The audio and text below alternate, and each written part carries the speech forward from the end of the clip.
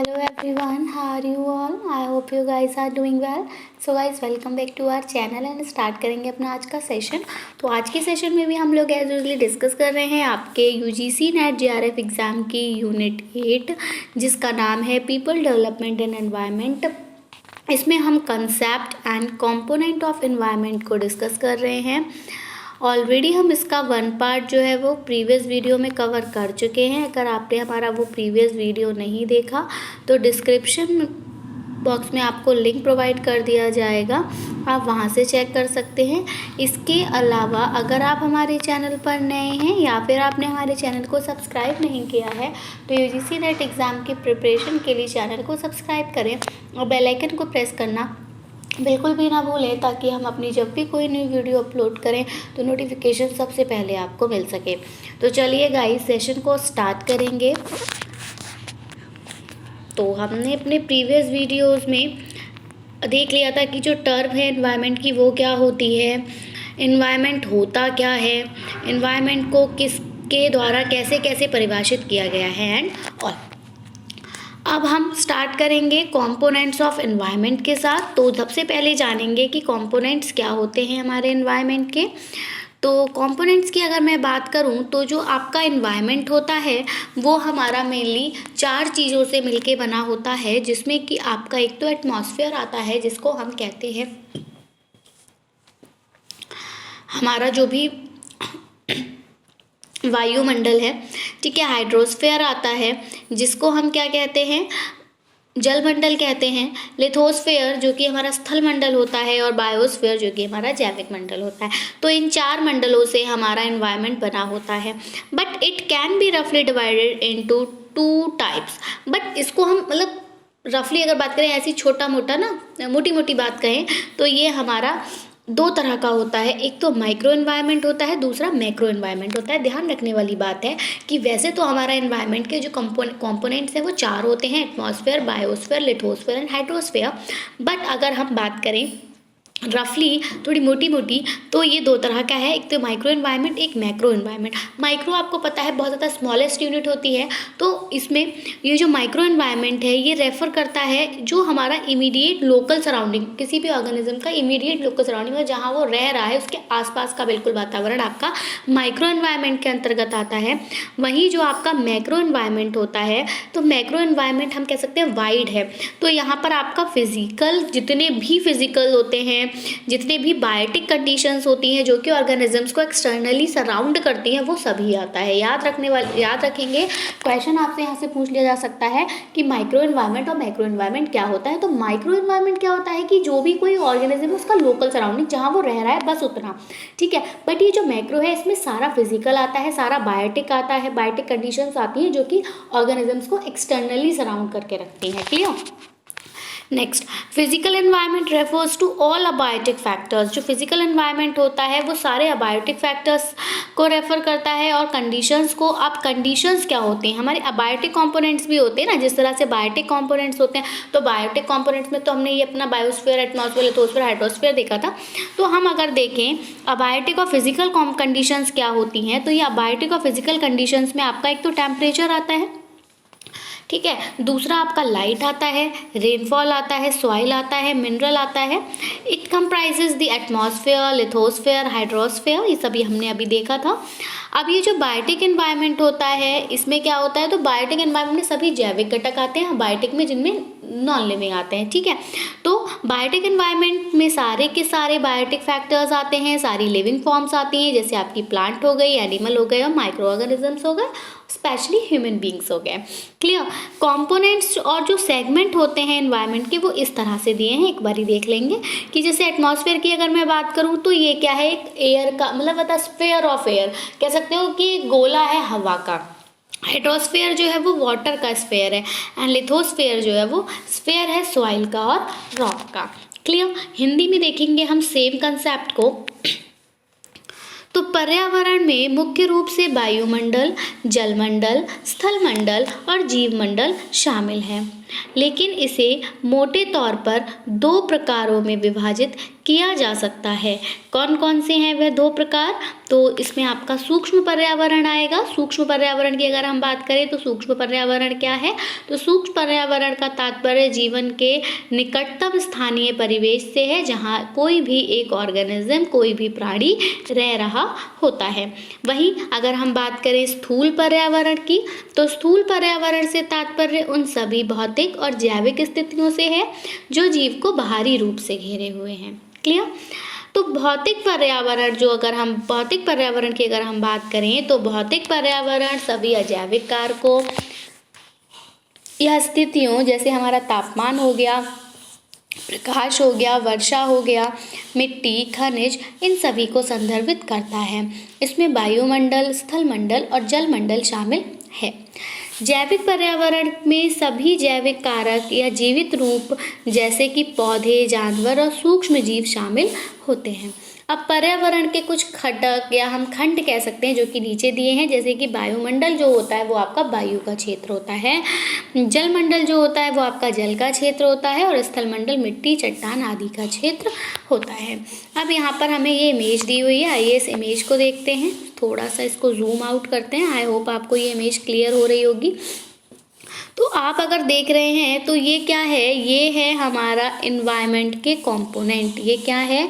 ये कंपोनेंट है, घटक हैं किसके? हमारे पर्यावरण के। और इसमें आपको क्या क्या दिखाई दे रहा है? तो इसमें हमें दिखाई दे रहा है एटमॉस्फेयर, यानी कि हम ये कह सकते हैं कि ये जो एटमॉस्फेयर है ये बेसिकली कहाँ है? ये क्लाउड्स में है। ठीक है, ये ऊपर क्लाउड्स में पाया जाता है और यहाँ हमें डिफरेंट टाइप्स ऑफ लेयर्स देखने को मिलती हैं। तो एटमॉस्फेयर में कौन कौन सी लेयर हमें देखने को मिलती है? स्टार्टिंग फ्रॉम बिलो, तो बिल्कुल हमारी अर्थ के सबसे ऊपर कौन सी लेयर है? ट्रोपोस्फेयर है। कौन सी लेयर है? ट्रोपोस्फेयर है। यहाँ पर ये जो ट्रोपोस्फेयर है, यहाँ क्या होता है? जितनी भी हमारी वेदर रिलेटेड इंसिडेंट होते हैं वो यहाँ घटित होते हैं। हम ये कह सकते हैं कि ट्रोपोस्फेयर में सभी मौसम संबंधी घटनाएं घटित होती हैं। तो मौसमी घटनाएं जो हैं वो कहाँ घटित हो रही हैं? तो वो आपकी घटित हो रही हैं कहाँ? ट्रोपोस्फेयर में, जिसको हम हिंदी में क्षोभमंडल कहते हैं। क्या कहते हैं? क्षोभमंडल। तो जितनी भी हमारी मौसमी घटनाएं हैं वो कहाँ है? वो हमारे क्षोभमंडल में घटित होती हैं। वहीं एटमॉस्फेयर से ऊपर एक और लेयर आती है जिसको कि हम बहुत अच्छे से जानते हैं।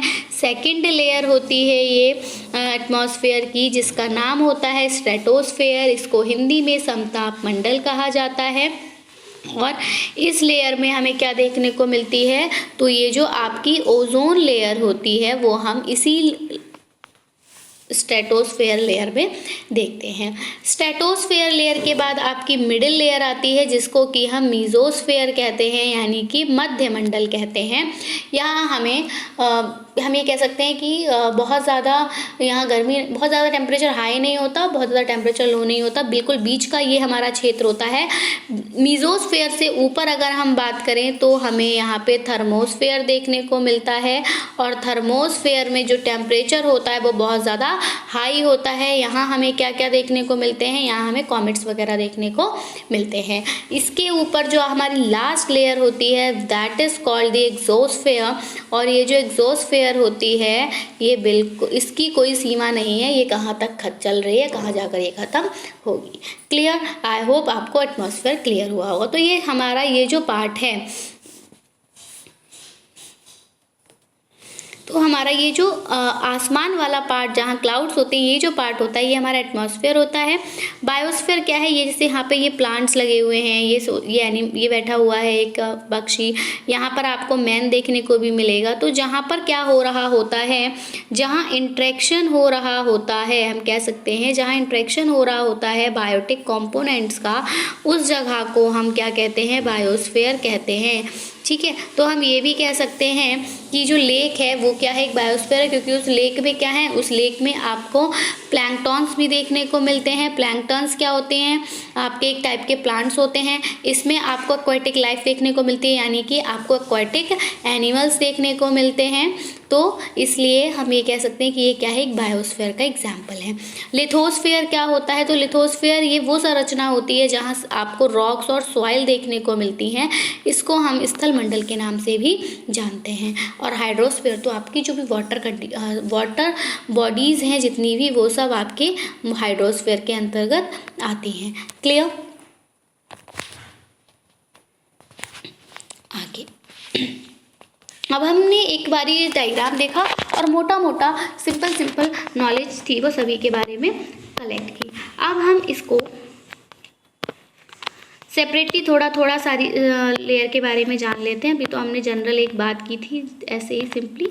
अब देखिए लिथोस्फीयर की अगर मैं बात करूं तो ये जो लिथोस्फीयर है ये आपकी पृथ्वी की आउटर मोस्ट लेयर है, बिल्कुल बाहरी सतह है, जिसको हम क्रस्ट कहते हैं। याद रखेंगे कि हमारी जो पृथ्वी है, हमारी जो अर्थ है, उसकी बिल्कुल बाहरी सतह को लिथोस्फीयर स्थल मंडल कहा जाता है, जिसको कि हम क्या कहते हैं, क्रस्ट कहते हैं। ये किससे बनी होती है, तो ये डिफरेंट मिनरल्स से बनी होती है, अलग अलग मिनरल्स से बनी होती है। और याद रखने वाली बात ये है कि इसकी जो गहराई होती है वो लगभग हम कह सकते हैं कि 100 किलोमीटर्स तक पाई जाती है, या हम कह सकते हैं कि 100 किलोमीटर्स तक ये गहरी होती है। और ये कहाँ पाई जाती है, तो ये आपके लैंड पे भी पाई जाती है, जिसको कि हम टेरेस्ट्रियल क्रस्ट के नाम से जानते हैं, और ओशियंस में पाई जाती है, जिसको कि हम ओशियनिक क्रस्ट के बारे में जानते हैं। तो क्रस्ट के भी हमारे 2 टाइप्स होते हैं, एक तो terrestrial crust and the second one is oceanic crust. अगर ये क्रस्ट लेयर हमारी टेरेस्ट्रियल यानी हमारे स्थल पे पाई जा रही है, दैट इज टेरेस्ट्रियल क्रस्ट, और अगर ये ओशियंस में पाई जा रही है तो ओशियनिक क्रस्ट। जो मेन कंपोनेंट है लिथोस्फीयर का वो अर्थ की टेक्टोनिक प्लेट्स होती हैं। आप सभी को पता है कि टेक्टोनिक प्लेट्स जो होती हैं इनकी शिफ्टिंग से क्या देखने को मिलता है, इम्पॉर्टेंट क्वेश्चन है आपका, पूछ लिया जा सकता है कॉम्पिटिटिव एग्जाम्स में कि जो शिफ्टिंग होती है टेक्टोनिक प्लेट्स की ये किस फेनोमेना को दर्शा रही है। तो ये जो टेक्टोनिक प्लेट्स का जो शिफ्टिंग होता है इससे क्या आता है, हमारा अर्थक्वेक आता है। क्या आता है, अर्थक्वेक आता है। तो हम कह सकते हैं कि टेक्टोनिक प्लेट्स का खिसकना अर्थक्वेक को राइज देता है। तो स्थल मंडल पृथ्वी की सबसे बाहरी सब परत है जिसे क्रस्ट कहते हैं। हिंदी में हम सेम क्वेश्चन देख रहे हैं, जो विभिन्न खनिजों से बनी होती है और इसकी गहराई 100 किलोमीटर तक हो सकती है। और यह भूमि स्थलीय परत और महासागरीय परत दोनों पर पाई जाती है। स्थल मंडल का जो मुख्य घटक होता है वो क्या होता है, पृथ्वी की टेक्टोनिक प्लेट्स होती हैं, क्योंकि टेक्टोनिक प्लेट्स की शिफ्टिंग से क्या होता है, आपका अर्थक्वेक यानी भूकंप की घटना होती है। आगे देखेंगे हम हाइड्रोस्फीयर को। हाइड्रोस्फीयर क्या है, तो हाइड्रोस्फीयर जैसा कि आप नाम से ही जान रहे हैं कि हम हाइड्रो किसके लिए यूज़ करते हैं, तो हाइड्रो हम वाटर के लिए यूज़ करते हैं। आप यहाँ से भी इसको लिंक कर सकते हैं कि हाइड्रो वर्ड हम वाटर के लिए यूज़ करते हैं।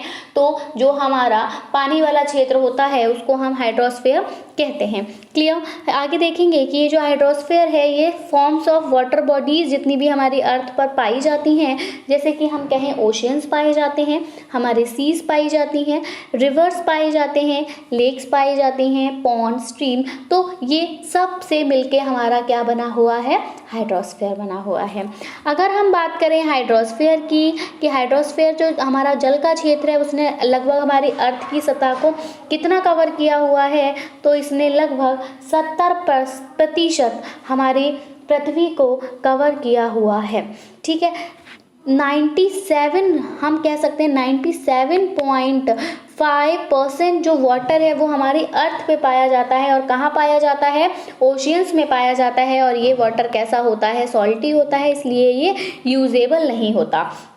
ठीक है, सिर्फ हम ये कह सकते हैं कि जो 2.5% वाटर है हमारी अर्थ पे ये कैसा है, तो ये फ्रेश वाटर है जिसको हम यूज़ कर रहे हैं। तो आप समझ सकते हैं कि वाटर की क्वांटिटी, वाटर का अमाउंट कितना ज़्यादा कम है अगर हम बात करें इतनी वाइड पॉपुलेशन के यूज़ की या फिर इतनी वाइड पॉपुलेशन की सर्वाइवल के लिए। सो यहाँ से हमें बस एक बात याद रखनी है कि हमको वाटर को वेस्ट नहीं करना है। ठीक है, नेक्स्ट है out of this 30.8% is available as ground water. ये जो डेटा है ये बहुत इंपॉर्टेंट है, यहाँ से आपको क्वेश्चन ज़रूर देखने को मिलते हैं। आपको पता है कि आपके जो क्वेश्चन होते हैं वो स्टेटमेंट फॉर्म में आते हैं, सिंपली क्वेश्चन पूछ के सिर्फ आंसर पुटअप नहीं होता। स्टेटमेंट बेस्ड क्वेश्चंस में ही हम फंस जाते हैं नॉलेज अप्रोप्रिएट नॉलेज होने के बाद भी। तो नेक्स्ट हमारा आ जाएगा कि जलमंडल में पृथ्वी पर महासागरों, समुद्रों, नदियों, झीलों, तालाबों, झरनों आदि सहित सभी प्रकार के जल निकाय शामिल होते हैं और ये पृथ्वी की सतह का 70% हिस्सा कवर करते हैं। पृथ्वी पर पाया जाने वाला 97.5% पानी खारे पानी के रूप में महासागरों में पाया जाता है और पृथ्वी पर केवल अगर हम बात करें तो 2.5% जल ही मीठा जल यानी पीने योग्य जल है। इसमें से 30.8% भूजल के रूप में है और 68.9% हिमनदों के रूप में जमे हुए रूप में उपलब्ध है, आइस फॉर्म्स में पाया जाता है और 0.3% यानी 0.3% की मात्रा नदियों, जलाशय और झीलों में उपलब्ध है और मनुष्य के लिए आसानी से उपलब्ध है। नेक्स्ट अगर हम लेयर की बात करें तो ये लेयर आपकी एटमॉस्फेयर लेयर है और एटमॉस्फेयर लेयर अभी हमने डिस्कस किया ही था कि ये गैशियस लेयर है जो कि हम कह सकते हैं कि हमारे अर्थ का एनवलप है। इसमें डिफरेंट लेयर्स आती हैं। तो एटमॉस्फेयर जो है वो ऑक्सीजन के साथ अबंडेंस है और इसीलिए ये यूनिक है अर्थ और यहाँ पे लाइफ सस्टेन होती है। अदर प्लेनेट्स पे लाइफ सस्टेन नहीं होती। तो किस वजह से है? ऑक्सीजन की वजह से है। इट मेनली कंप्राइजेस, इसमें अब गैसेस की बात आ गई कि गैसेस किस किस फॉर्म में पाई जाती हैं। तो एटमॉस्फेयर में हमारे 78.08% नाइट्रोजन पाई जाती है, 20.95% ऑक्सीजन पाई जाती है, 0.93% आर्गन है, 0.038% कार्बन डाइऑक्साइड है और कुछ हमारी ट्रेसेस पाए जाते हैं हाइड्रोजन, हीलियम और नोबल गैसेस के। जो अमाउंट ऑफ वाटर वेपर है वो भी हमारी अर्थ पर प्रेजेंट होता है और वो वेरिएबल है, वो वेरी करता है, वो उसका एक निश्चित कोई भी डेफिनेट अमाउंट नहीं है। हिंदी में देखेंगे, वायुमंडल पृथ्वी को ढकने वाली गैसीय परत है। प्रचुर मात्रा में ऑक्सीजन युक्त वातावरण पृथ्वी के लिए अद्वितीय है और जीवन को कायम रखता है। इसमें मुख्य रूप से अगर हम बात करें तो हमारा 78.08% नाइट्रोजन है, 20.95% ऑक्सीजन है, 0.93 आर्गन और 0.038 कार्बन डाइऑक्साइड है और कुछ हमारे ट्रेसेस यानी छोटे छोटे उत्कृष्ट गैसों के अंश शामिल हैं हाइड्रोजन, हीलियम का। ठीक है। और जल वाष्प की मात्रा परिवर्तनशील है, परिवर्तित होती रहती है। लास्ट जो हमारा कंपोनेंट है दैट इज बायोस्फीयर। बायोस्फीयर की अगर हम बात करें तो बिल्कुल जैसा कि आप नाम से समझ रहे हैं, बायो मीन्स लाइफ, तो जितनी भी लिविंग फॉर्म्स हैं वो हमारी किस में आते हैं? बायोस्फीयर में आते हैं। तो biosphere refers to all the regions on earth where life exist. तो बायोस्फीयर कहाँ है? वो हर वो रीजन है जहाँ पर कि हमारी जो जीवन है, जो लाइफ है वो हो रही है। Ecosystem that support life could be in soil. जो इकोसिस्टम हमारी लाइफ को सपोर्ट करता है वो कहाँ है? सॉइल में है, एयर में है, वाटर में है और लैंड पर है।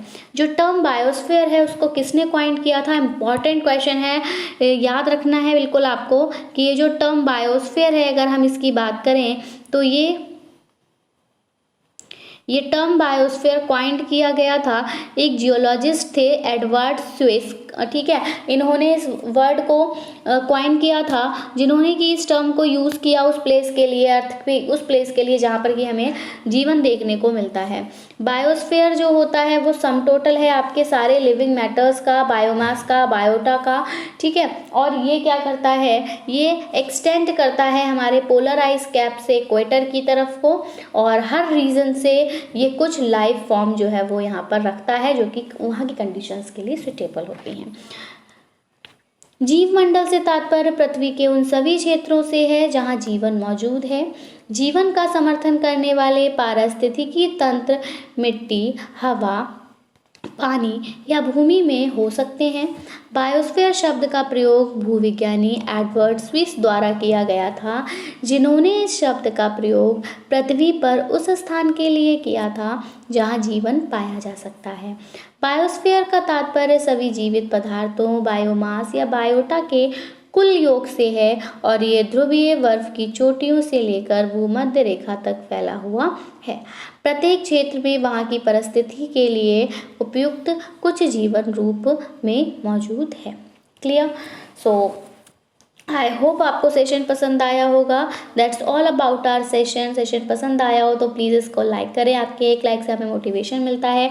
वीडियो को ज़्यादा से ज़्यादा शेयर करें ताकि आपके फ्रेंड्स को भी इसका बेनिफिट मिल सके।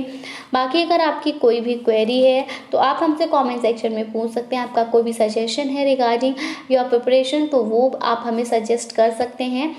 And so that's it from my side. मिलेंगे अपनी नई वीडियो के साथ। So till then, take care and bye bye. So thanks for watching. Thanks. Have a nice day.